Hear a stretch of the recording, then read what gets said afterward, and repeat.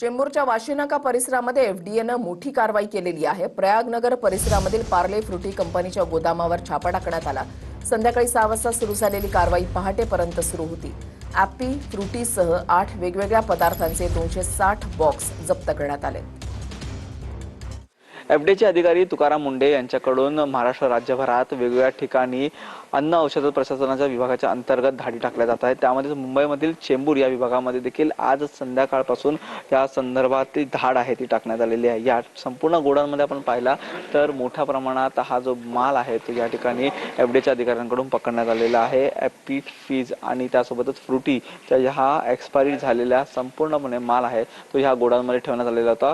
वेलोसिटीच्या माध्यमातून हा संपूर्णपणे माल आहे तो मार्केटमध्ये वितरित केला जात होता। आपल्याला पाहायला मिळतात आज संध्याकाळी 6 वाजल्यापासून सर्व हे एफडीएचे अधिकारी आहेत ते या ठिकाणी धाड टाकून हा जो संपूर्ण माल आहे तो पकडून या ठिकाणी ही जी कारवाई आहे ते करत आहेत।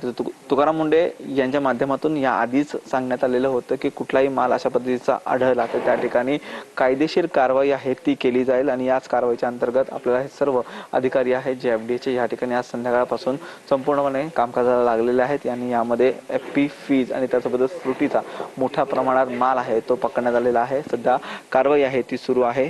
जवळपास पहाटेचे 3 वाजलेले आहेत आणि 3 वाजेपर्यंत ही संपूर्णपणे कारवाई आहे ती अजून देखील एफडीएच्या अधिकाऱ्यांकडून आता सध्या सुरू आहे। मुंबईतील अत्यंत मोठी आणि महत्त्वाची या ठिकाणी ही कारवाई आहे ती म्हणावी लागेल। चेंबूरच्या या ठिकाणी एका गोडाऊनमध्ये ही माल आहे तो पकडण्यात आलेला आहे आणि एफडीए कडून ही कारवाई आहे ती करण्यात आलेली आहे। आसिफ मलिक सह निखिल चव्हाण, टीव्ही 9 मराठी, मुंबई।